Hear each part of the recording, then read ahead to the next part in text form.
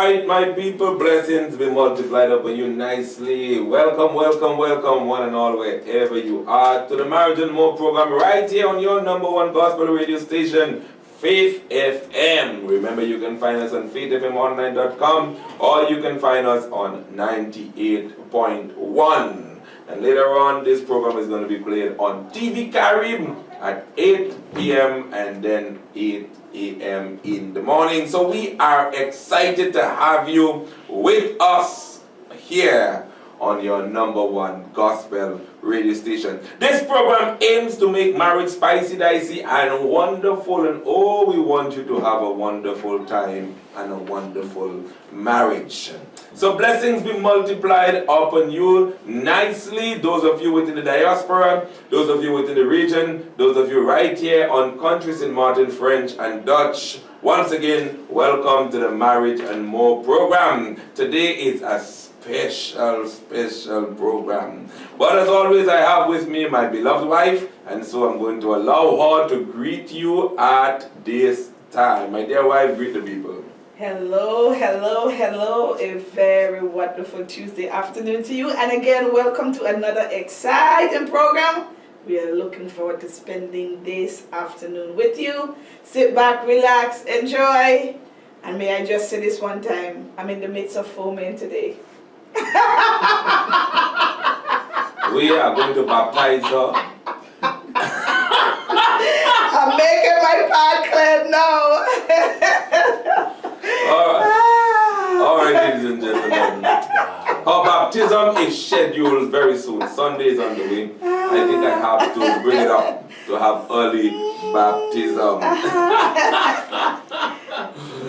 All right, so today is an exciting time. We have a special guest who have been with us at the New Testament Baptist Church over the past week, from Wednesday, Thursday, Friday, and then on Sunday morning, Sunday evening, and we were dealing with spiritual formation. If you missed it, you missed out. But I want to thank those of you who were present. Really appreciate your presence being with us for that transformative session or sessions, those transformative sessions on spiritual formation. He is no stranger to St. Martin. He has been here before. So some might be familiar with him and some may not, but he is no stranger to St. Martin. I have with me Reverend Professor Courtney Richards.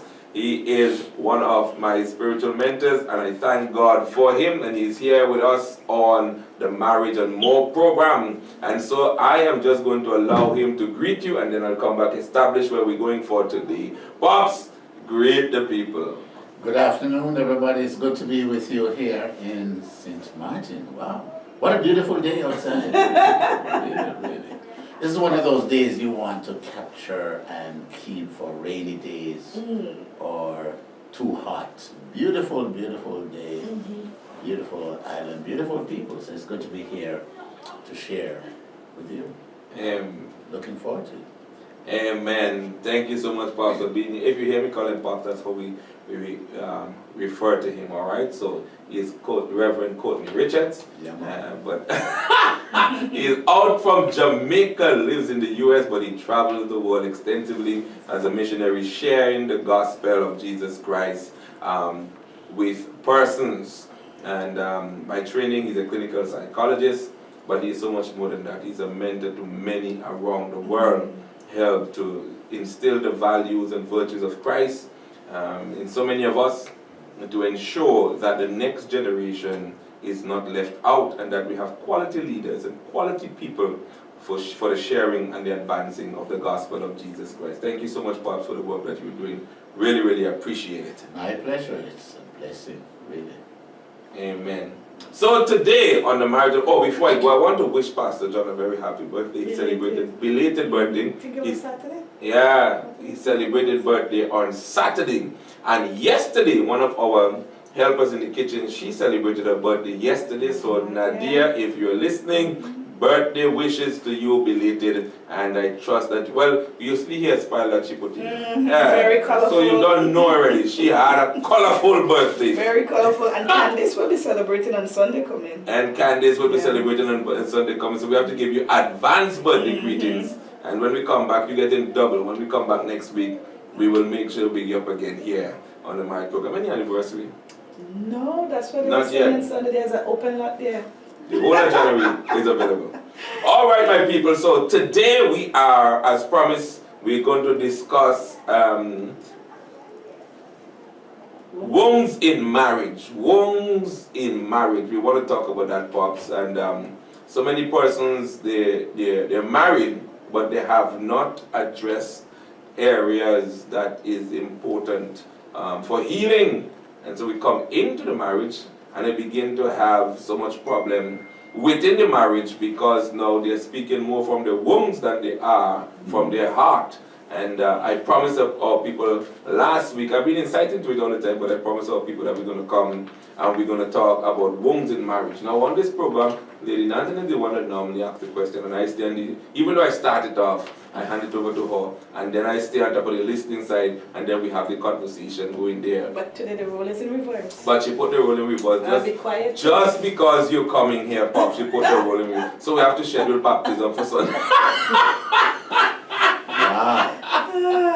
Wow. So, Pop, we're gonna draw from you because we don't have you every time, but Yeah. we're gonna draw from you to talk about wounds in marriage. I don't know if you want to take the time to explain or give your thoughts on it first, and then we pick up and have a conversation around it. Oh yes, this is a very heavy topic, important topic, and there are two sides to it. There's wounds that we bring into marriage, and there are wounds that are caused by marriage or the relationship in marriage. And I have found that the wounds that we bring into marriage are the ones that cause wounds in marriage. So we brought them before, we're wounded before. Because after all, we are all wounded people. And so because of that, we bring wounds into marriage. And then when you have two people interacting, they are prone to dump their wounds on each other, and a lot of this stuff operates at the subconscious level. And so if you want, we can talk about all of that stuff, repression, how we repress our hurts and our pains, and sometimes we suppress them, but more likely repression, we can explain what that means. And then we displace them, we pass them on to other people, unknowingly or deliberately or intentionally, so hurting people hurt other people. So, the usual phrase is hurt people, but we're really hurting people. And so when I do premarital counseling, I always dig up the past deliberately. I tell couples when they're dating, if you intend to get married, you need to be involved in at least 1 year of premarital counseling. I try not to see anybody that if I'm the pastor in the marriage ceremony or a counselor, I try not to see them more than a year in advance, because there are things that will come up that they need to address, and they will look at me and say, that's a long time. I said, well, because they have problems for a long time. and so it takes a long time to unravel all of this, and this is every week for a whole year. So that's a lot of sessions if they take it seriously. Of course, most people don't really need a whole year, at least 6 months, but I said give it a year, because if the counseling sessions is once a week for 6 months, and there are things that I see, then I'm going to recommend that you not get married until you deal with those things. And so a lot of people rush into marriage, they're not prepared, they're not ready, and they carry over this stuff. So the number one factor that I've found in marital problems are these wounds. And so I'm very happy and delighted that you're dealing with them. That takes a lot of courage, because a lot of people don't want to deal with those. They want to paper over these things and pretend that everything is fine. She's so fine. Yeah. She may be fine, or he may be fine, but It's a fine cutlass. Oh yeah. You're going to be sharpening that fineness. Yes. Have a lot of knives back home, or whatever, knives or nails or whatever it is. And so the home, the marriage become a War of the Roses. I don't know if you've ever seen that movie. I think it was called War of the Roses. Michael Douglas and whatever. I'm trying to remember.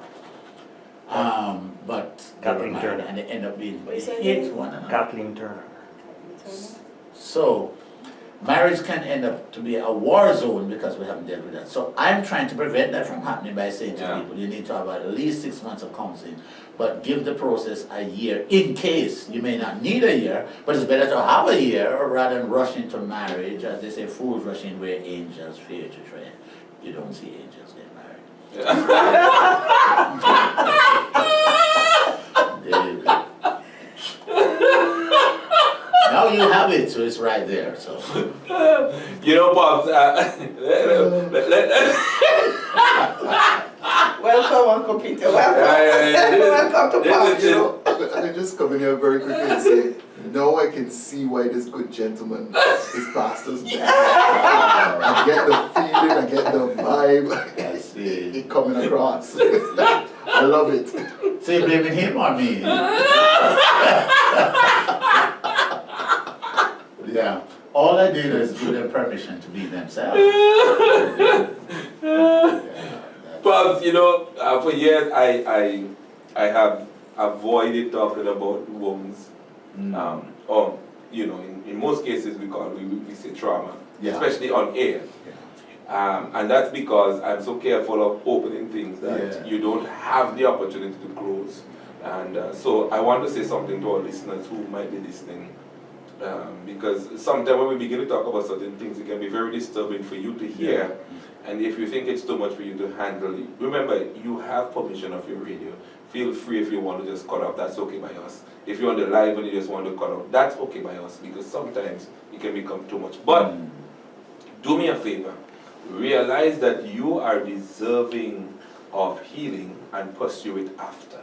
Pursue it after. Because sometimes these things, depending on how we go through, it can be very heavy for some persons to handle.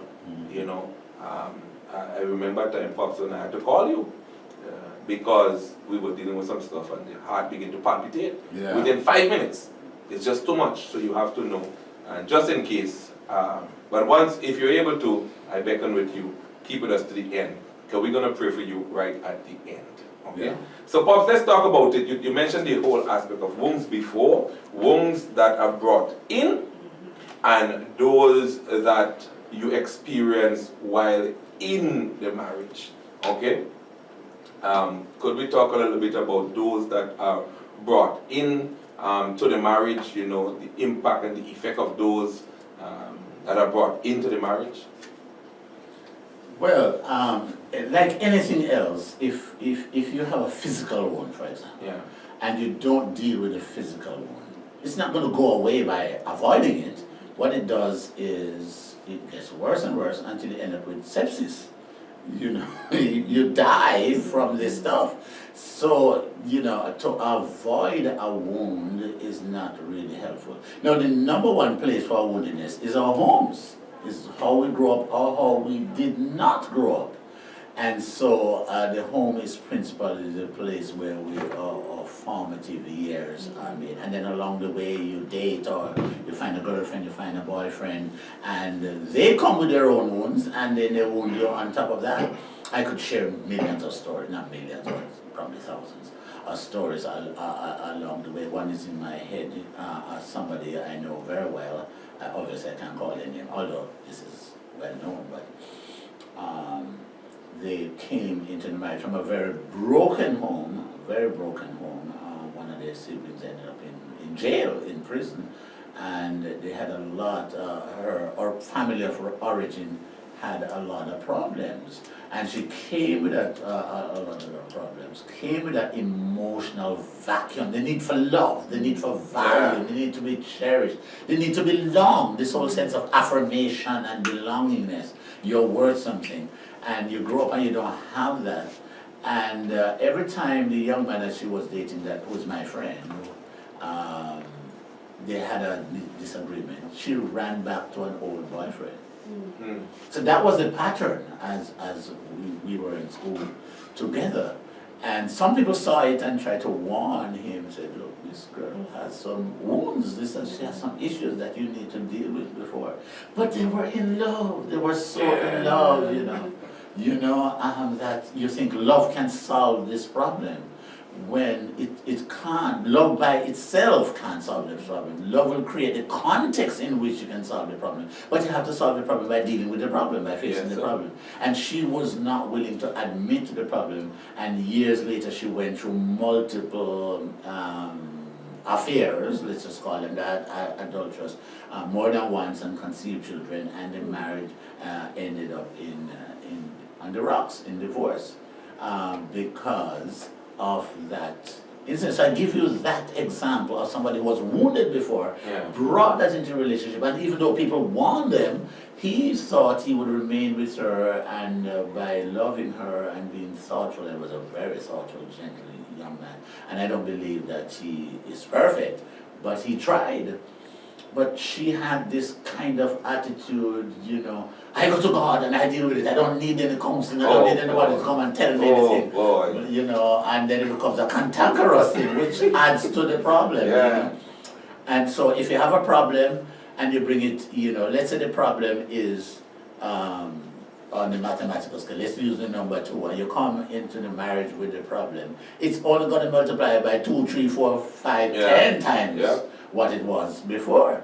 Because as you interact, because what marriage does, you know, marriage does not get you to heal by itself. What it does, it creates, there's such an interaction, and if you're not whole, the interaction makes the friction even greater. Because you're rubbing against each other every day, you're living together. So it's not a matter of just dating the person where you see them once a day or once a week, depending on the relationship. You're not living together, you sleep in the same bed, so everything becomes magnified. Exactly. And so that's why I say deal with the problem from before, because the problem is going to be multiplied many times over. And that's what happened in this case. And to this day, as far as I know, that problem has never been solved, even though the person has been through multiple marriages. And so we see that all over the place, over and over again. You come with something, you come with anger, for example. You come with rage. And may I just say, for a lot of Caribbean women, because we are in the Caribbean, you know, for a lot of Caribbean women, the issue for them is insecurity and codependence, and it comes from how their father treated their mother and how their mothers allowed the father to treat them. And so a young girl growing up there, her woundedness is, well, my role is just to take care of her man because I see mommy stay with daddy all this while he's giving her licks until an inch of her life. No, forget age, a millimeter of her life. and she stayed. And so she has that built in her mind subconsciously that she must take licks and so on. And then the boy, his woundedness from not having a father who blesses him, who loves him and cares about him, is and I can tell stories over and over again, is angered. Those are not the only issues, but those are the primary issues. So you put an angry man, he's angry against his father for not being there for him as a man, as a male, and helping him become the man that he's supposed to be. And she now has issues that she gets from her mother, the same gender parent, who says, stay in the relationship. And some of these mothers actually tell their daughters that way, and churches actually. Do we have time to take on churches today? No. Churches actually preach, pastors preach this thing and say you need to stay with the man because you're married till death us do part. To which I say it may be death that make them part. And are you going to take that responsibility? And I'm not here to say I'm preaching divorce or anything like that, but sometimes you have to separate from a person to save your life and the life of your children. You know, and make sure you don't go back to him until he gets help. Gets help. So that's a kind of entree into the discussion here today, that you come with this, and that's just one example, but it shows you how our families can wound us and even breakups before other relationships that we have, and how it creates a pattern of behavior in our minds, our mindset, and in our lives that marriage does not solve. And that's why premarital counseling should help with that before. That's why it's called premarital counseling. It's before. Pops, I want to repeat a statement that you make that I think is very important for person to understand. Marriage does not heal these kind of wounds by itself. And most persons sometimes they are hoping that by getting married that it will heal. And so I wanted to emphasize that marriage does not heal these things by itself. And I think that is very important for persons to hear. Now let's go back to the dynamics of the home. And my dear, if you can chip in and chime in at any time. I enjoy listening to them. Go ahead. I see that. You see, it's when Pop's there around, she calm like cucumber. When Pop's in there around, Nah, said no. I have to behave myself, so Pops was sitting nice side of me. I'm staying over. Puss no business. Yeah, Pops, but let's the dynamics of the home. Yeah. I think that is very important. Because here is it, Pops. We talk about premarital counseling. Yeah. A lot of people only attempt premarital counseling 2-3 weeks, 2 months. Yeah. Well, the benefit of the British country is different than us here. In the British country, the pastors are marriage officers. They become marriage officers of the state. But here we don't have that privilege. So persons don't necessarily have to come to us to be married. However, I have discovered that persons don't feel married until they come to us. So what we issue is certificates of blessing. So we give blessing certificates. So they will go to the civil registry, and they will get married by a marriage officer there, and then they come to the church for the blessing. So it's quite different here in St. Martin. In the Dutch system, it's a little bit different. Okay. But I've seen persons when they come to us, they will go there in good clothes, but not the married clothes. Not the wedding Not the wedding clothes, you understand what I'm saying? Okay. They go there in a nice shirt and tie, sometimes a suit, but it's not the real deal until they come to the church. Then they come with the real deal. Then you see in the wedding dress, and they come in their wedding attire, and then in most cases we go over the full works and so forth. But sometimes we do it with the marriage officers and and walk along that way, because persons, I have discovered, marriage comes from God, and people value the blessing of marriage a lot. Yes. It is in the human spirit. Right. Okay? But I say that to say this. In the British country I come from, you understand the British system, we have that leverage. Yeah. That if a person is going to get married, we can see, until we work with you for 6 months, 3 months, we are not marrying you. Yeah. And persons will submit themselves because they want to get married by you. Yeah. Okay? And they're willing to submit themselves to the process. Or even better more, we don't say it so blunt. We normally tell them, let us work with you for 3 to 6 months, premarital counseling, because it saves marriage. It works. Yeah. It helps to prepare you so that you will know what you're going in. And then we will perform the wedding ceremony. So we say it in a nicer way. So people just forgive me, I just say it blunt, But you don't have that privilege here. So persons will come like 2 months before, 6 weeks before. As a matter of fact, by 3 weeks into the wedding day, you can't get nothing in. They're not hearing anything. You understand? So you have limited time in which you work with persons. One of my challenges here is to get persons to, and I think it's working good for me when I begin to advocate for premarital counseling. Yeah. All right. So the idea of 6 months to a year. It can work within the British system quite easily, but it's not the same for here. Some persons, they just go separate, they get married, and they go. That's it. It's done. You understand? And a year after, 2 years after, in fact, within the turbulent space of marriage, then they're coming to be blessed. Oh, wow. So it's quite different with us here. So The general rule, sorry.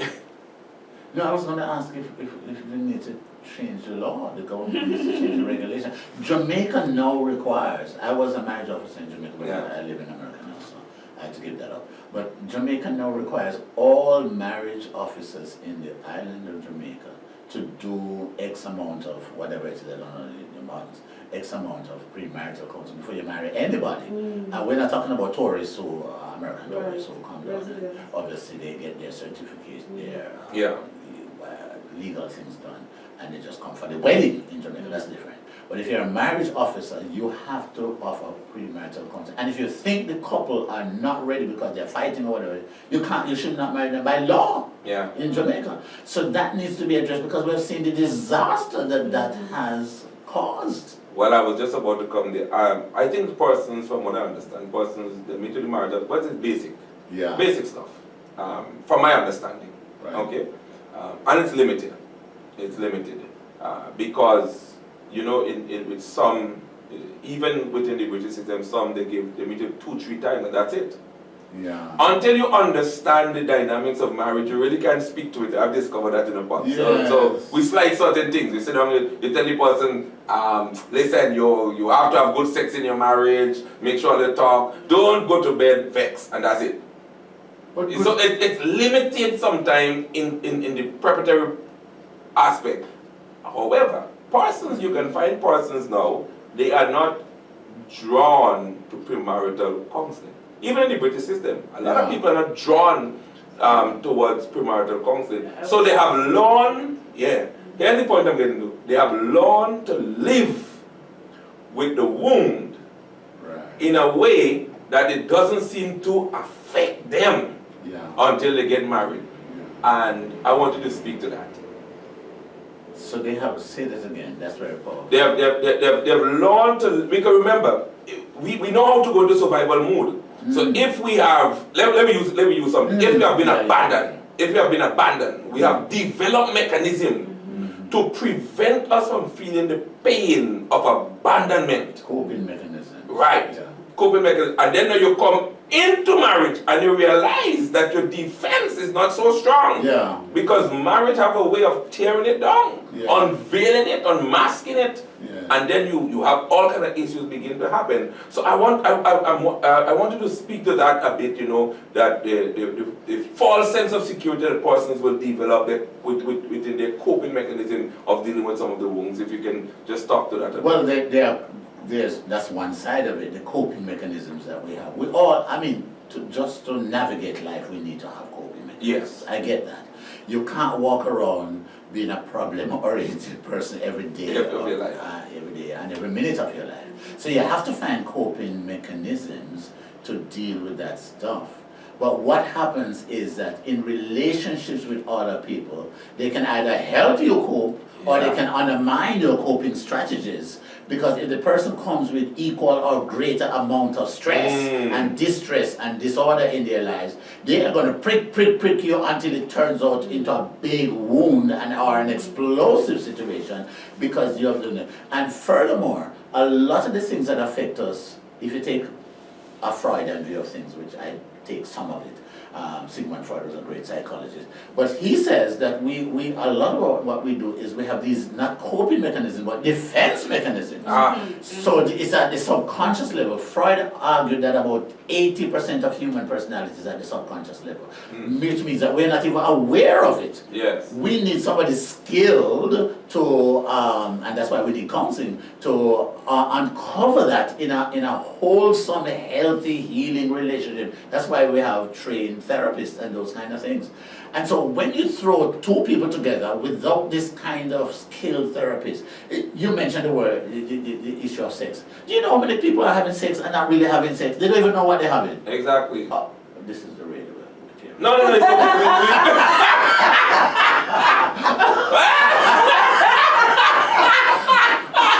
we talk quite openly. Yeah. I mean, in Jamaica, if I may use Jamaica, because I'm Jamaican, I'm not trying to make Jamaica, to expose Jamaica to the world, but it's slam bam, thank you madam, that kind of sex. Yeah. That is not biblical sex. That's not the sex that God sets out in His Word. The two shall become one flesh. The Bible talks about it. The two shall become one. So, you know, and my work takes me in Africa. When I talk in Africans, it's only the men who enjoy sex. The women must just be a receptacle for the man. The woman becomes a receptacle for the man. That's correct. And so you have that kind of thing. You have women who are suffering. You know, they're not enjoying it. And I go now to Africa and I'm stirring up cultural things for 2,000, 3,000, 5,000 years. Yeah. And saying, women, you are suffering and you are being treated as a piece of meat. And they're like, Baba, we can't talk about this stuff. We're not supposed to talk about this stuff. And so you see what I mean? We learn to cope, they're coping, but they're not happy coping. No. They have rage and anger, and at some point, and the men have rage and anger themselves. The women suppress their anger because in Africa, that's a woman. The woman dares to say no. She can't say no because she's going to get licks. Yeah. And so the man dominates the woman. Some of the pastors beat their wives. My God. How could that be healthy for marriage? But that's the way they have been taught. And so we're not dealing with these things, and people are suffering silently. In South Africa, for example, there's a lot of gender-based violence as a result. Yeah. And the women are the greatest victims. But not only the women, there are men who are victims of violence that we don't know. I mean, I've had friends, married friends, who their wife licked the head with a frying pan. You know, lick. I've had another one stabbed in his back with a scissor. And we're talking about Christian couples. Yeah. With a scissors, and the only thing that saved his lung from being punctured, he was very muscular. And so she stabbed him at a place where it didn't penetrate into his lungs. The muscle save him. The muscle saved him. Wait. Men, get some muscles. That's the whole thing. You know, so I'm explaining that, you know, these coping mechanisms will work only to a point, and some couples will suffer for 50, 60 years and nothing ever happens. Yeah. But they're not happy, that's the other side of it. Yeah, it can get you sick. Yes, it can get you sick, they're emotionally sick, it affects your heart, it affects what the parts, I mean, you get cancer. All these things, you know, are, well, not all of them, but much of our problems, if we have a psycho-biological model of medical illnesses, psychological means mental and emotional stuff, and medical is talking about your physical health, you realize that they're all integrated. Very much. And so if you're worried and depressed and you're afraid of your husband, and if the husband is alcoholic and he comes in drunk in a stupor, and some of these women, they tell me this, the husband is of no use to them in any way, not just sexually, anyway, because he comes home every night drunk, he's no good, and she has to baby. Some of these women have to go out on the road and pick up their husband and walk him into the house now, or to the shop. Public shame. Yes. So how is that helpful for a marriage? But you see, he comes from an alcoholic family. Yeah. I have a friend from in high school, he said, I would never drink a drop of alcohol because his father was alcoholic. He saw the signs from there, and he's married, and his marriage is beautiful because he refused to drink because he was afraid. And they were in my church, I was a pastor, and I led both him and his wife to the Lord. Or they came through my preaching. But he dealt with it. He has been willing to say, listen, this is what I saw in my home, my father being an alcoholic, and all the dynamics of that in the home. I don't want that for myself. And so the government has to create a space where, or a policy, whereby we encourage people to get counseling. The churches have to be in unity on these things and deal with it. Because otherwise these coping mechanisms are not really helpful. They seem to be, and there is a whole lot of displacement and repression and suppression. Displacement is where you have like me, you know, I had anger issues, and you throw it on somebody else. Sometimes it's not a person, and sometimes it's an object. Yeah. We would not know how many accidents men, for example, drive their car wild and so on because of anger, and crash. Yeah. And even commit suicide, and it looks like a normal accident, but it is not. And so we need, if you don't know the inner workings of the human mind and the human emotions and know people's story, we don't realize that what seem to be coping mechanisms are not coping mechanisms. In a healthy sense. Exactly. There are coping mechanisms in the sense of they make you survive. Yeah. You know, so a woman knows that her man is going to come and beat her every night. What do you have to do? Wherever it is, whether it's the Caribbean or Africa or wherever else, in America, elsewhere, she has to find a way to cope. Because sometimes she says to herself, I can't live because the children are at risk. Or she don't have the emotional, psychological strength to live. Yes. And he beats her and he tells her these threatening things. And so she suffers long and she just shuts in for 40, 50 years. Yeah. And so that's her coping mechanism. Exactly. How is that a marriage? This is not a marriage. We're fooling ourselves. Marriage is supposed to be bright. That's enslavement. It is enslavement. It is enslavement. And where you're forced to do something, and forced to do something that hurts and harms you in very terrible ways. And so we need to expose these things. And I'm glad you warned the people on the radar. That's very, very important.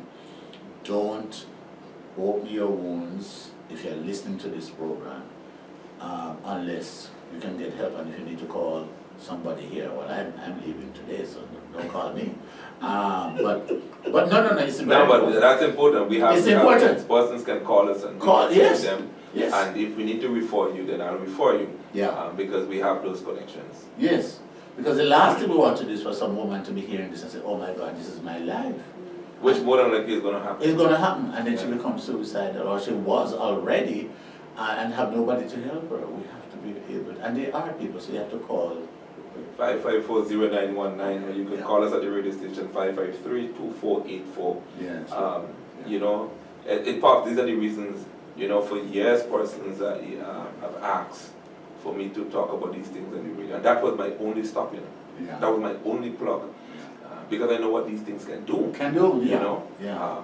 Some persons almost jump from one parallel to the next, straight into depression. Yeah. It can do real harm. So that's why I put that disclaimer out front and let persons know. If it's too much for you, it's okay for you to take off the radio. It's okay for you to come off the live. Yeah. That is okay. Yeah. But I don't want you to stay there. Reach out for help. We're here, and we want to walk with you. We want to walk with you. May I just quickly say something about the children, because we're talking about marriage, I know, but marriage produces children. Yes. And we would be remiss to overlook the children, because the children are watching and experiencing all of this stuff. Oh, yes. They sometimes have to jump in fights and part daddy and mommy fighting, you know, and they themselves become victimized, not just because of that, but sometimes the wrath, the rage is directed at them, the child. And of course, I always tell parents, you know, your child is not going to remain a child forever. No, they're going to grow. They're going to grow.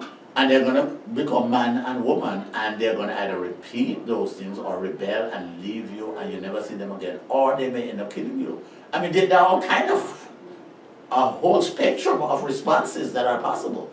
And so that is why we need to get help for people and create the spaces. I hope some pastors and leaders are listening to this as well, because they need to do what they can. We need all in our churches to create that kind of healing space. I don't know if you are familiar with Larry Crabb. Larry Crabb had two great books. One he calls Connecting, and the other one, The Safest Place on Earth. And in The Safest Place on Earth, it's talking about the church being a healing community. Yeah. And he says the church ought to be the safest place on earth. We must now lock arms. I love that image, where we lock arms with people as they journey on. It's a powerful, powerful image. And he actually identified, he says most of the psychological disorders do not need psychologists, trained therapists. They need a healing community to belong. And you can give those people basic training. I just did some lay counseling training in Africa. A bachelor's program. We're hoping in Rwanda and Burundi. So it is necessary for us to create those kind of spaces for our children, as well as for the couples who we are talking about today. Pops, here's part of my problem with, and I mean, we're seeing progress, and I'm happy for that, but part of my problem with within the church community is that we forsake the necessary training to deal with certain issues. We are, I think, one of the institutions, we are one of the institutions that deal with things from the womb to the grave. And it's very important for persons to obtain the necessary healing. Now, why do I say that?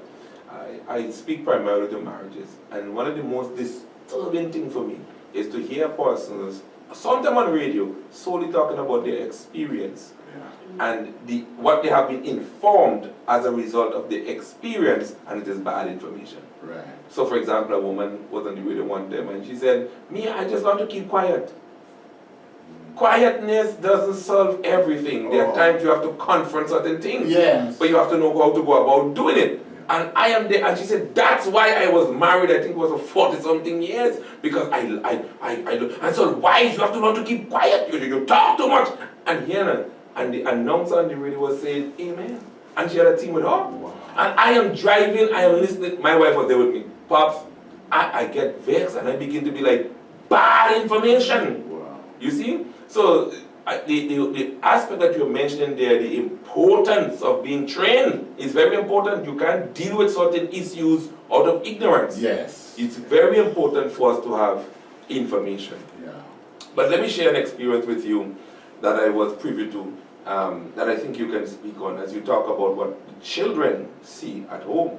There was this young man, and he saw his mother being unfaithful to his father. In fact, he was sometime the one who will be the watch, the security. Wow. And that young man grew up. I don't think he's even overcome that issue. But he grew up to treat women as trash. He never value woman up to I don't think he's over it. Up to today, as far as I know, women are not seen as valuable. Yeah.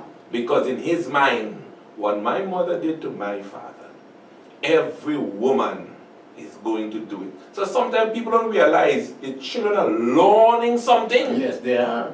Yeah. You know, and he has a hatred for women. Yeah. A serious hatred for women, because every woman in his own eyes, from my observation, is like his mother. Yeah. They will do the same thing. They cheat, they lie, they whatever.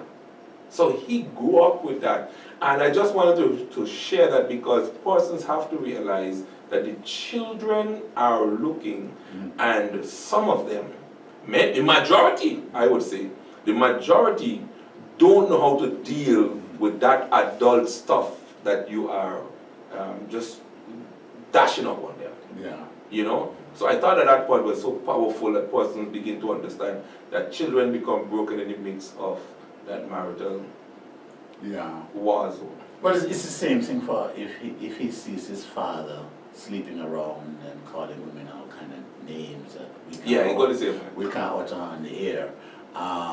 He sees the boy sees women as an object. He objectifies, and so we see it around the Caribbean a lot. You know, and then when you add that to the music of the day and how the women just fling themselves on a man, so the objectification of a woman.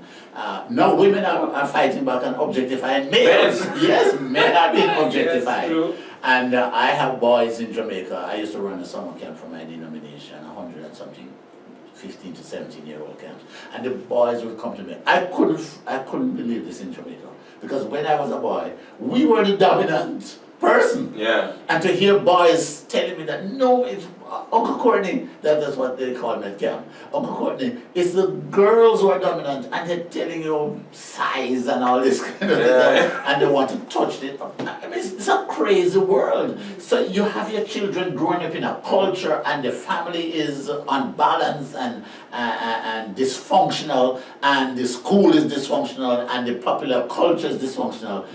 It has great impact. And I think that,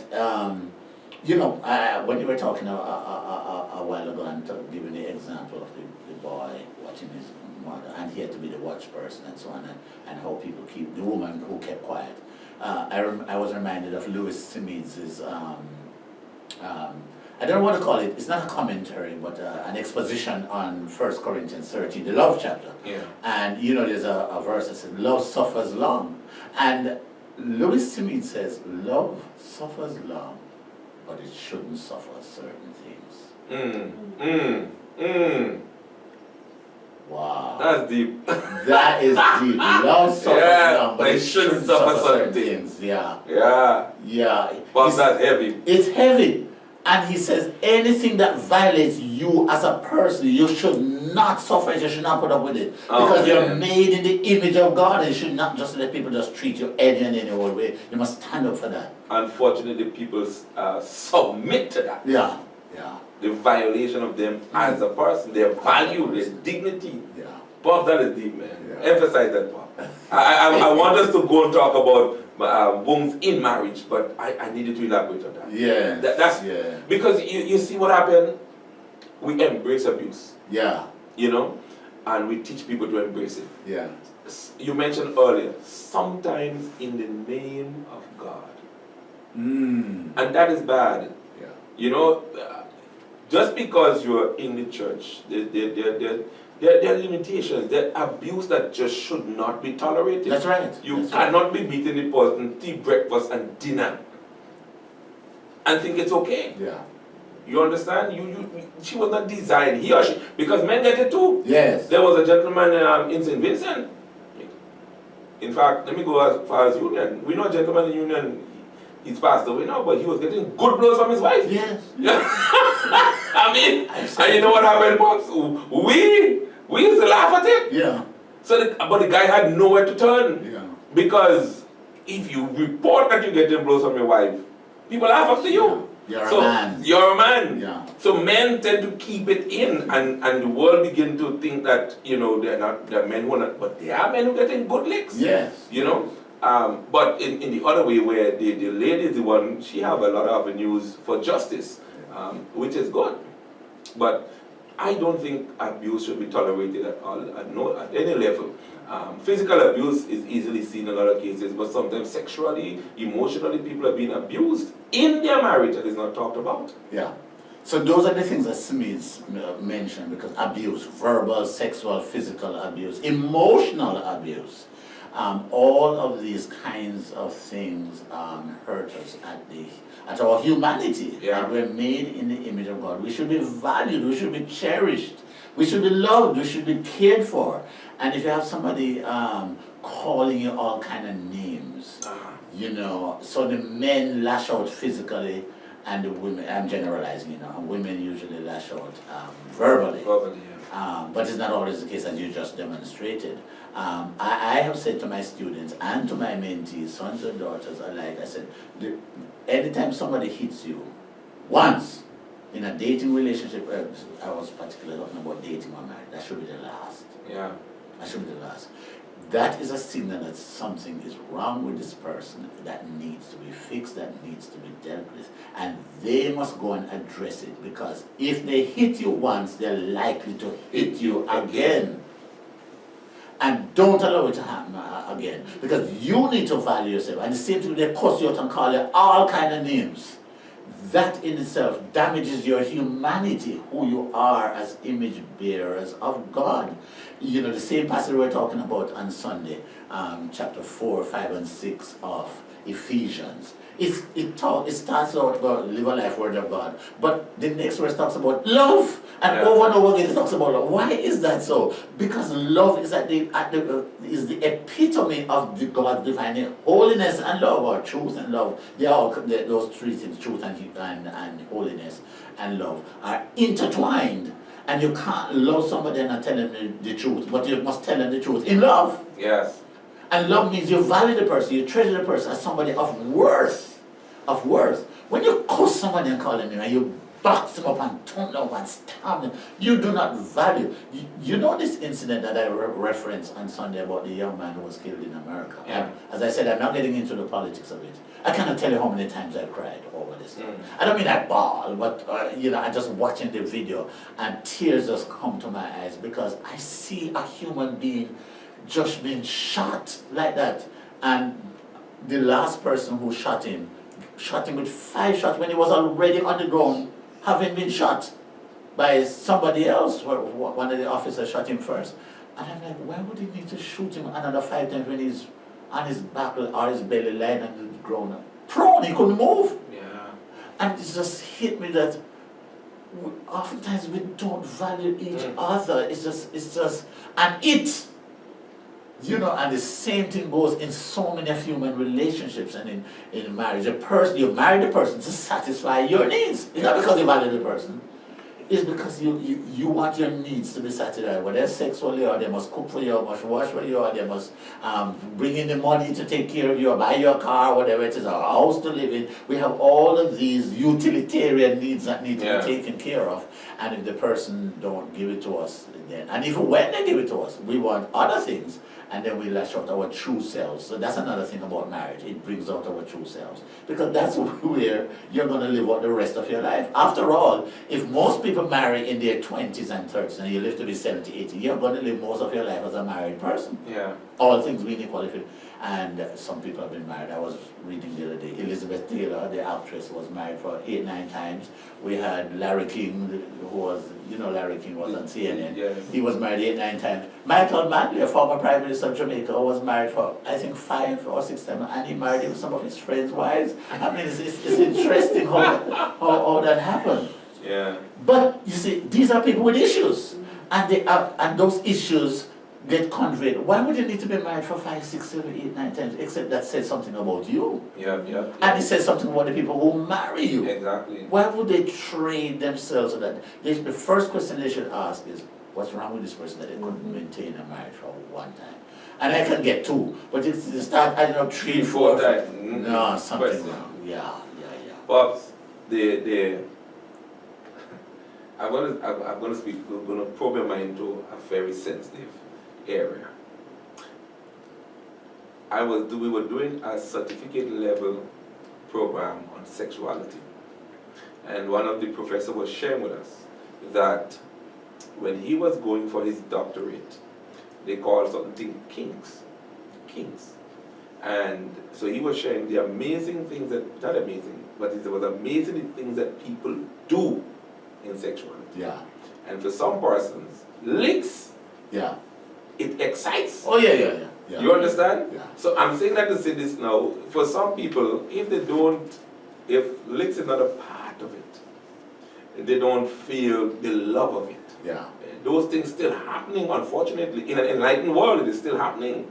The confusion so when you talk about abuse there, for some people that is normal. That is what love look like. That is what love should be. Yeah. You want to speak to that a bit more? Yeah.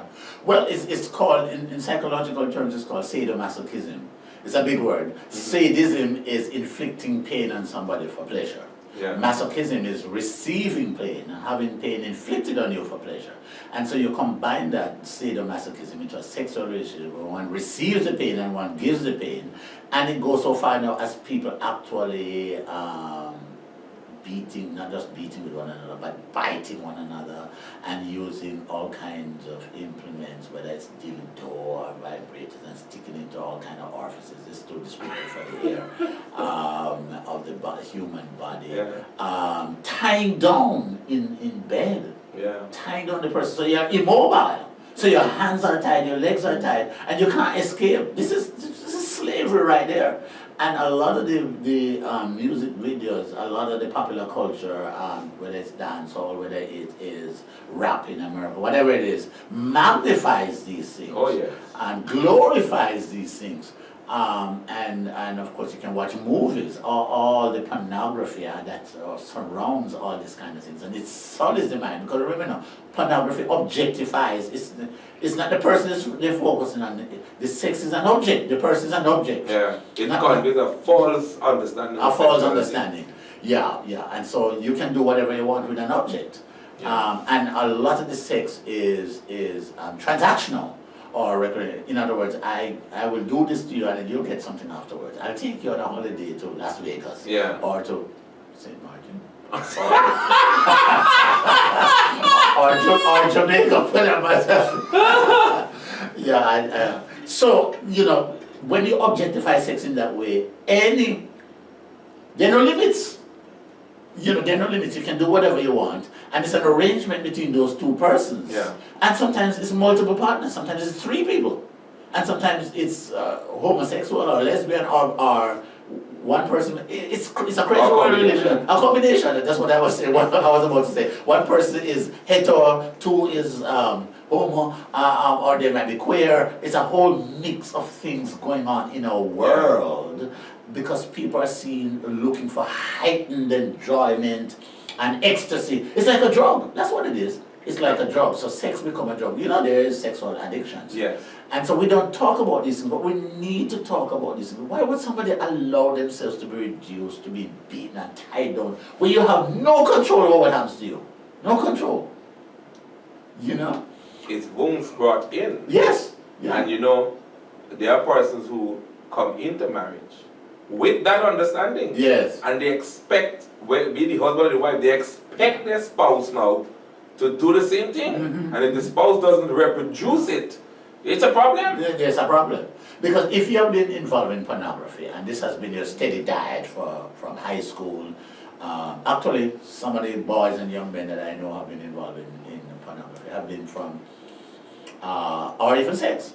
I mean regular sex, I'm not talking about pornographic sex. Person-to-person sex. They tell me, most of this is in Jamaica and America, because these are the 2 places that I live. They claim from they were in primary school. Some of them. One boy told me in Jamaica at a all-age school, this is primary, he was 12 at the time, I asked him his age. He said he was having sex when he was 5 years old. 5. Yeah, You know, so you grew up in a tenement yard where everything happens. I've been to Kailisha. I don't know if you know Kailisha. You haven't been to South Africa. Kailisha is the second largest township in South Africa behind the one in Johannesburg, Soweto.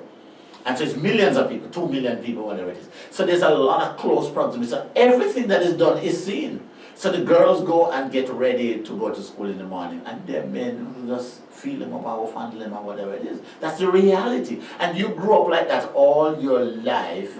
You have no sensitivity and no, the blessing has been removed. Exactly. You don't have any self-worth and self-value because you live in such close proximity. Your mother has a string of boyfriends who sleep with her one after the other, and then you yourself start early. And the boy now sees men doing this stuff, so he, in his mind, that's what a boy does. Yeah. But this boy told me, 5 years old, he was having sex. Because he grew up in Trenchtown or Jungle or one of those places in Jamaica, Rima. Trenchtown is where Bob Marley is from. And so all of this goes into their psychological development. And so it forms who they are and how they must relate to the opposite sex and relate to themselves. Yeah. Is relate to themselves is the crucial thing, you know, because you can't relate to another person better than you relate to yourself. Yeah.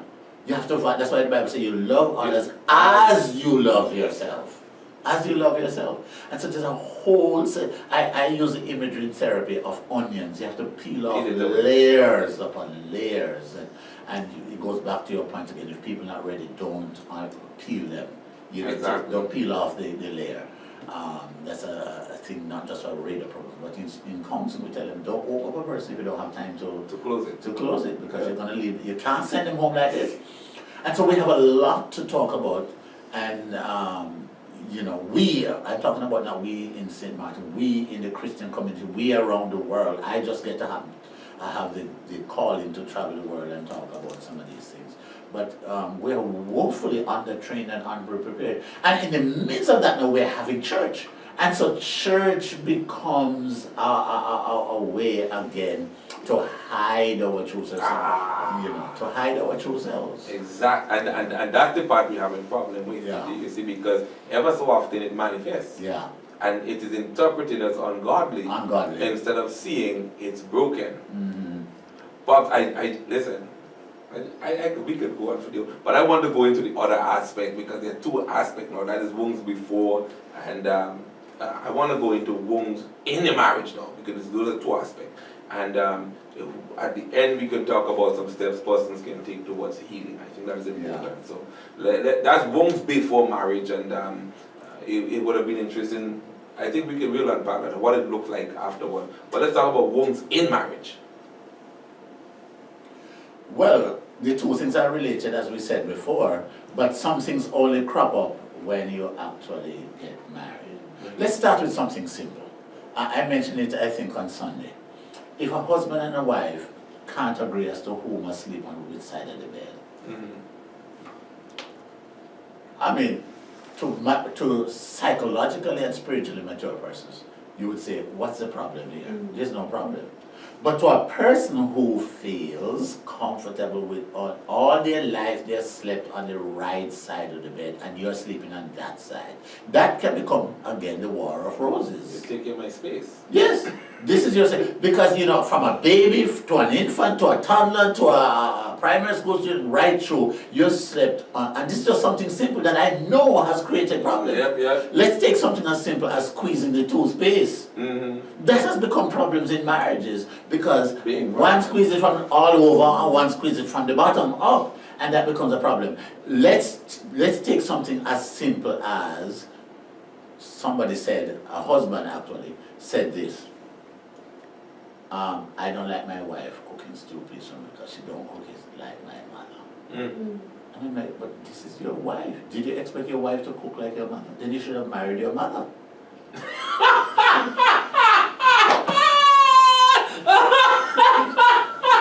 Of course, I didn't mean that. I understand, I was trying to To convey convey the point. I was trying to convey the point. If you think your wife is going to be your mother, then you should really have married your mother, because your wife is your wife. She's going to cook She's stories her way, Yeah. or the way she learned it from her mother, or she might not even have learned it. And he was just, boy, Pastor, make me can't I just do, because it's not like my mother used to cook it. I would quarrel when I tell her so what to put in it, and she fight me over that stuff. So that's something that came up in marriage. That really was the way she learned, but they didn't know that before. And the poor wife was trying to please the husband. He But probably understand his she love was. trophy.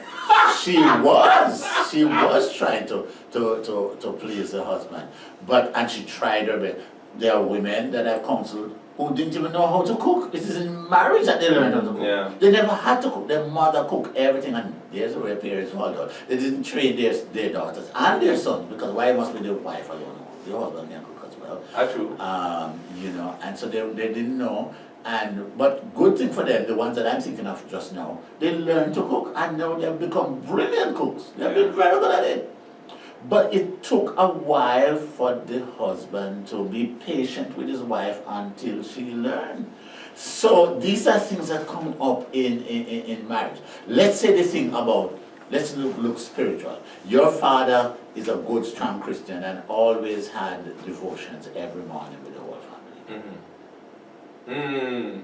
And now your husband, He ain't doing that. yeah, he ain't doing that. He doesn't know he doesn't know where to start.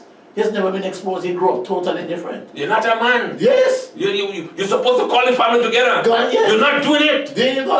You're the priest in the house. Priest of the house. The priest of the house. And he's like, but I don't know what to do. I've never done this stuff. Yeah. I've never done this stuff. Nobody taught him. Nobody told him that he was a priest. He said, why don't you do this? You see? He's abrogating his responsibility. He is supposed to assert himself and take the leadership. I have to be doing all of those things. I've had to listen to those kinds of things in council and hear people quarrel over that. But that came out in marriage. Simple things now become a war and a tussle or a hatred. I say, yes, you wear the pants, but you're not a man. You're not the priest. That's an insult, man. Yeah. That's breaking Bob. Yeah. You're broken your husband right there. Yes. Yeah. And then you have the issue of a woman who is, now let's switch it around, a woman who's a dominant personality. Yeah. And her husband is, I don't want to say shy, but he's more softer tone and withdrawn. He is the melancholic temperament that we talked about the other night. And he doesn't raise his voice and kind of stuff. And she wants a man that is more forceful. Yeah. But when they were dating, she wasn't spending time noticing that at all, because they were in love. Oh. They were in love. And so she overlooked. But now you're married, she see that, wait a minute, I'm not getting the kind of conversation that I want. You should call him soft. Soft. You need to be a man. Yes.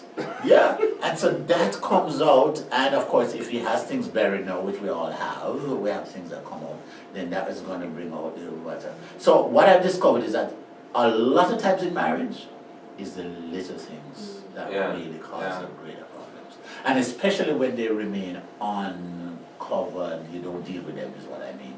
You don't face them, you rather let them stay there and simmer until one day it just explodes. Yeah. It's like a pressure cooker, Everybody knows a pressure cooker. I hope all listeners know. Yes. Yeah, you use it. Steam builds up in the pressure cooker. And then and anybody knows a pressure cooker. You can't just turn off the fire and take off the lid. No, sir. You're right there. Yeah. Let it steam up. Yeah. The steam has to go down. Yeah. So, and if you're really rushing, you have to pour cold water on it for quite a while to get it to that point. So you understand that when you have these little things building up over time, and that's why most marriages end after within 5 or 7 years, the first 5-7 years of marriage, or after 20 years. And people say, why 20 years? Because the marriage gets stale. You've been living together and you've been putting up with foolishness, and you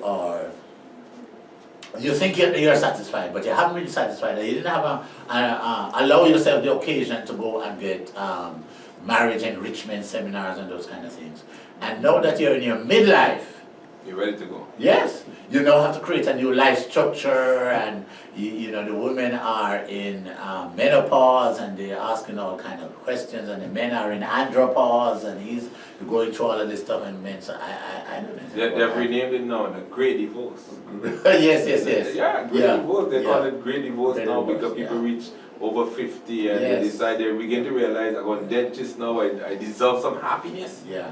You know, and we have seen persons perhaps where, you know, had to tap into the point that you make, where persons constantly demean their spouse. Let me use the man. Yeah. You keep demeaning him. You keep seeing him less than. Yeah. You know, you need to be a man. You need to be a man. And then he meets another woman, and then his only claim is she makes me feel like a man. A man. Yeah. What he is saying is that the last relationship he was in, he was demeaned as a man. Yeah. And now he said, this one makes me feel like a man. You ask, what does that mean? Well, number one, she don't insult me. She doesn't use derogatory statements in public. And you have to begin to explain this kind of stuff because of the issue that was in the marriage. So people have to be very careful. And sometimes those wounds, sometimes, perhaps I don't know, maybe you could heal them, but I find some of them is very difficult. Very difficult. Well, Hurley in his book, His Needs versus Her Needs, talked about. Oh, that's a good book. That how the man needs to be treated as a king. Even if he don't act like a king, he needs to be treated. He's a need, you know. It's not necessarily he wants it, he needs it. He needs to be treated as a king. And the woman wants conversation, and she wants you to value her and treat her lovingly and those kind of things. But the man wants a bit, and the man wants peace and quiet. It's amazing.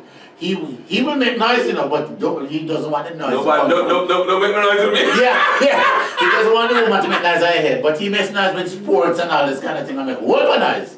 Yeah. You know, and go and play the domino and shot, and the wife will come and say, wait a minute, the whole you make noise right now, but that's a masculine noise. Yeah. You The know? noise of champion. Yes, the lion in us, the lion.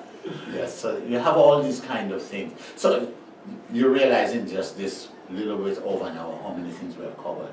Marriage should not, and that's why the original marriage vows, speaking from the British, the original Anglican vows, which is what I've been using in recently. Where was I? Was it in Africa? Yes, with this young man and his girlfriend that got pregnant outside of marriage in Africa. I've been taking them through, and I quoted the original British Anglican, marriage is not to be entered into lightly or inadvisedly, it says. Sir. But sincerely, because marriage is entered into before God, it's sacred before God and man. And it goes further into this holy estate these two people now come. So we realize that people can't just jump in a marriage and jump out of marriage. That's why they're jumping in and out, because they have not realized that marriage is before God and others. And it is not something light. You're joining with a person. And you're joining with your families, by the way, which is a whole different thing. Yeah. You should if you have a session on in-laws, that's a whole different We're going to talk about that. We're going to talk about that. Yeah, the in-laws, man. That's a problem, yeah. But listen, I want us to, we got to do that a little bit more time. We want to talk about the healing process. A few things, because you know, we have talked about a lot of areas, and I don't want us to close the program without talking about the path towards healing. And I know your advice become very important there. Advise our people on the healing path. Speak towards the need and the journey of healing.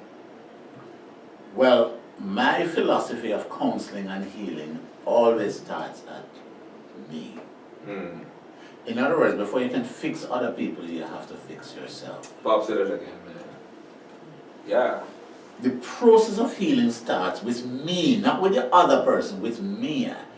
Before you can fix other people, and you can't fix other people in actual fact, they have to want to be fixed. You can offer them avenues and outlets and steps to be for fixing or fixedness, whatever the word is, but they have to want to take that journey themselves. Pastor, I want you to emphasize it. You know why? Maybe my brain is going too much, but trauma is a broken lens. Yeah. And people seldom see that they need to be healed. Yeah. they always see you need to be healed. Yeah. The language is you need to be healed. You this, you. It's never I need to be healed. And sorry to cut you there, but that's why I jump in, because I just call it, trauma does not cause people to see that they're broken. They often see the other person as broken. Correct. So if I want to just jump in and actually elaborate on that, and let persons understand the need for them to begin to take the initiative towards healing. And it's very tough, I need to say this, it's very tough, because I've counseled girls, wives who are molested by their own father. Yeah. That's tough. The mere fact that they were willing to come to her, because sometimes I'm stunned, that's the mere fact that you're coming to a male counselor shows some level of bravado and courage, because normally it's the last thing. I usually encourage those women to at least first go see a woman counselor. If the molester, if the abuser is a male, that is a very hard one, because you can easily transfer that onto the therapist. Yes. And you know what transference and counter-transference and these kind of issues. So the mere fact that they're doing that says something in itself. But you can't fix others if you're not fixed yourself. I like what John Eldridge says. He says, all of us are wounded. And he was talking about men, but women. All of us are wounded. And he says, men, most of us are wounded by our fathers. Yeah. So we're all wounded. So if you start with that model that all of us are wounded, because the Bible said all have sinned and come short of the glory of God, that's woundedness right there. We're all wounded. And the person who tells that they're not wounded, that's the person with the most wound. Yeah. If you say you have no wound, then something is terrible wrong with you, because there's only one perfect human being that has ever walked the face of this earth, and it's Jesus Christ himself. Yeah. So when people tell you, no, we have no problem, there goes the problem right there. Real problem. There goes the problem. So what I tend to do with people therapeutically is tell them to go stand and look themselves in the mirror. It's a Gestalt technique. Gestalt means whole. So you go and emotionally put yourself before a mirror and face yourself and say, Courtney Richards, you know you have problems. You know you're suffering from anxiety, or you have anger issues, whatever you recognize. Start talking to yourself like that. Don't talk when other people are around. They might think you're a man if they hear you talking. So I always want people not to do that when other people are around. But get into your private space and begin this conversation. Yeah. Which itself takes courage. Because a lot of us want to dismiss our own pain and so on. And I understand the person has been traumatized. It takes a lot. But if you're going to heal not only yourself but your relationships, it has to start with a first step. And the first step is confronting yourself and saying, one of the things I say to people, tell yourself that you're worth more than this. I am worth more than this. I don't have to be this way. I don't have to put up with this marriage. I want to take better care of myself. And if each person do that in the marriage, then we begin to find a marriage that is going to work, because each one of them talking to themselves in the mirror, before they can go talk to anybody else, face themselves and say, you know what, I'm a broken person. Yeah. I'm a broken person. I was a highly successful, I'm still a highly successful person. And I never thought I had any problem. I thought it was always the other people's problem until I was doing clinical psychology in America, in Chicago, in graduate school, and I was faced to deal with this stuff myself. Then I realized, you know what, I have been carrying this stuff for so long and never knowing that I was carrying it.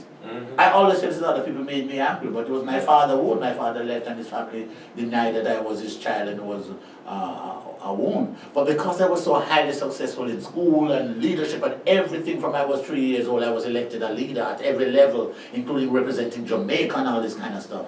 I realized I didn't need any help because I'm successful. Yeah. I'm fine. Until I was unmasked in group therapy of no lesser place before others. And so I say to people gently but firmly, look at yourself in the mirror. And you know yourself. You're not going to know everything about yourself because you can't see the back of your head. You can't see what's behind you. You can't even see your face. But look at yourself and say, I have issues. I've been wounded by my father. I've been wounded by my mother. One of the hardest things I must tell Pastor and Sister Nanton one of the hardest things for me was to admit that my mother wounded me in some ways. Because my mother was a good parent. Yeah. And so I wanted to dump off on the bad parent, my father, who was living in England, so he was never there for me to really tell him about what I thought about him. And when I did see my father, I was, well, by the time of therapy, I went to England and visited him. He was already in a nursing home and he had stroke and so on. So I couldn't tell him anyway because the damage was done.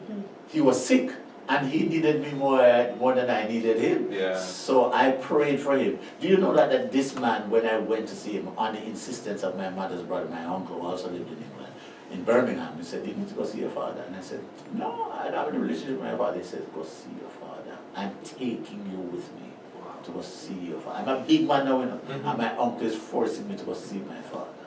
And I said, "Pray for your father." And my father never asked me a question about myself. He asked me about my older brother, who was the same son. Wow. I said, "What kind of wickedness?" This is what I said in my mind, but I easily dismissed it because I said to myself, I have gone through this process of healing. I'm not going back there. Yes, exactly. I don't deserve this. I'm not going back there. My father obviously didn't know and didn't care. And he asked me, "How is Leslie? How is he doing?" Wait a minute. Let me call up him. What about me? But I let it go because I had worked through the issues. And that's what the working through issues does. It gives you power over the issues rather than the issues have power over you. Yeah. That's very, very important. Because when you can't face something, it means it has power over you. Exactly. It dominates you. It dominates you. It tells you how to behave, how to respond. Of course. Yeah. Yes. And it comes out in unconscious ways that you don't even know. And then you surprise yourself sometimes. And your thought life and so on. And you might even have dreams. I have unmasked people's dreams. People come to me about their dreams and say, "Is this a dream that is repeated on many occasions?" And they said, "I never thought about that, so I think about it." And when they say yes, I said, "Tell me the patterns of your dream." And I could trace right back to their childhood or whatever it is. There's a beginning. If it's just one straight dream, I said, probably you ate curry goat, spicy curry goat, too late at night. You know, but what I'm saying here is it has to start with yourself. Yeah. And I'm going to say this one step at a time. Be patient with yourself, as I told the church the other night. How do you climb a mountain? One step at a time. And this is a mountain in your life. Don't try to take on the whole thing at one stroke. Don't eat a dumpling. Just to swallow the dumpling. Go and choke you. Take one bite. And then chew. Yeah, chew. Make sure you chew. You're sticking out your craw. But Pops, you know that the aspect of, let me use the term trauma, speaking to persons in dreams. Yeah. A lot of times persons interpret that as a divine message, you know. Yeah. And sometimes it's not that case. Sometimes it's not. I mean, God do speak in dream, we understand that. Of course. But sometimes persons interpret it divinely when they don't realize it's the womb that is talking to them. Yeah. And I just wanted to say that so people understand they have to be very careful. Yeah. That not everything that appears spiritual is spiritual. Sometimes it's just that you need to be healed. Mm-hmm. Yeah. And I've had people come to me and say they've gone to this crusade and they talked to this prophet and they told him the dream and they give big interpretation. Oh my God. And then I'm saying I can't say anything is wrong with what the prophet, because I don't know what you said to the prophet. I wasn't there. Yeah. But tell me about the dream, because I'm looking for patterns over time. And when I look at the patterns, I can make the connection with their trauma or whatever it is. So it's not that one is wrong or the other, it may be both. Yeah. You know, but sometimes we're looking for easy answers and there are no easy answers. So face yourself in the mirror. It's a comfortable thing. It's uncomfortable, but it's comfortable, meaning that you don't start by telling the whole world your problem. Yeah. Because that's too difficult. Start with yourself, and then next, if you have a friend, everybody should have a friend or friends and prayer partners, spiritual friends, spiritual people who journey with them, prayer partners and those kind of things. And then start sharing with somebody who can affirm you and listen to you and so on. And they don't have to be trained, but they will listen and they can pray with you. And if and where necessary, the thing is too huge, a load to carry, because the Bible says, each one shall carry his own load. The same passage, Galatians 6, but it says, bear one another's burdens. Yes, so there's a load too heavy to carry, and each one shall carry his own load is a word for like backpack or knapsack. So there are things that you have to do for yourself, and there are things where you need the help of others. So that's it. Start with yourself, get the help of others, get therapy where needed and counseling where necessary, and make sure that you get the help you can. Remember, you can't fix the other person, but if each person in the marriage starts with that, and don't knock the other person to go get help. That's not going to work. Yeah. Don't knock them. Suggest it and say, honey, let's go together. Yeah. That's a more plausible. That might work more than you tell them. You need to go. Exactly, Go because it's not an accusation. Yeah. Anytime you start to say, you think I'm broken. Yeah. Yes. Yeah. You know, and you can say, well, I am going to counseling, and I found it very affirming and helpful, and I'm willing to go with you. The two of us can go and work on things. Make it look like something you're going to work on and get help, rather than saying, you know, you have problems and you're a sick man or whatever it is. You know, don't make accusations and those kind of things. So those are some of just the broad principles that can help each person to deal with their marital issues, marital problems, marital struggles. And I would encourage St. Martin to come up with a policy where all couples are encouraged or required to get some level of contact, but let's get something none at all before they get married. It's a vital thing. I think it's very important. I am a strong advocate of counsel, and I've said to persons, it saves premarital counseling, saves life. Yeah. And one of the reasons why we come up with this, we have been talking about marriage for a long time, but ever so often with some of the topics, you know, I keep inciting that wounds, and then I said to my wife, let's come back and talk about wounds in marriage, so people understand, because it speaks loud, but not without words. Yeah. And then a lot of people don't know to understand it. You see, for example, something that people go through, every conversation becomes very sensitive. Yes. And they don't realize the sensitivity is because it is touching something that you have. You know, every disagreement feels like rejection because there's something greater. And silence feels like abandonment. There's something greater that needs to be addressed.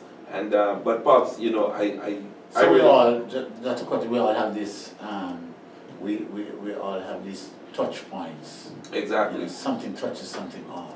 And when you're a sensitive person, it could be anything. Anything. Anything. And everybody. Yes. And the other side of it are people like myself who it took one of my spiritual sons to point out to me that I hold on to things too long. Yeah. So sometimes it's not just the sensitivity, it's that we hold on to things long. Too long. And we finger, like I said on Sunday, like a sword. We're playing with a scab on our leg, and we play with it. And it's not good for us. You know, we just need to let it go. Because, you know, you have people have to tell themselves, now, I deserve the best. I deserve to be the best person God created me to be. And I'm going to work on myself and pray that my husband or my wife or my children work on their issues and so on. But there's so many things, hypersensitivity and holding on to things and not forgive. Well, we haven't even talked about forgiveness. Wow. That's a huge issue in marriage. Big bad. Unforgiveness, oh gosh, I had to learn to forgive my father and let it go. That's why I could go eventually and pray for him. And pray I did and commit him to the Lord, and he passed away eventually. But even my mother, I had to say my mother heard me as well, because she had me after she had a son before, my older brother, to the same boy, because they were just teenagers when my older brother was born. By the time I came, they were like 20, 21. And so I felt that they were thinking more about themselves, and they were not thinking about the possibility of having a child. So, you know, I remember one of the lecturers in graduate school said, sometimes, I might have been the therapist, I said, sometimes the person who hurt you the most is not the person you hate the most, is the person you love the most. Because the person who loves us the most have greater power to hurt us even more than the person who hates us. Exactly. Yeah. And sometimes it's just a slight. Sometimes you were hungry, you went, Mommy, I'm hungry, I need something to eat. But I don't have time for you. Oh my God, what's wrong with Mommy? And that just cuts like a knife. You're hungry and you need something. Sometimes you're crying, you just need somebody to hug you and put an arm around your shoulder. You need your father to say, that's nice. Okay, son, come, Daddy's here. you know, or you're just late for school or whatever, and they shout at you. So simple things, and it affects you for 40 years later. Unforgiven, never dealt with. But that's a whole different.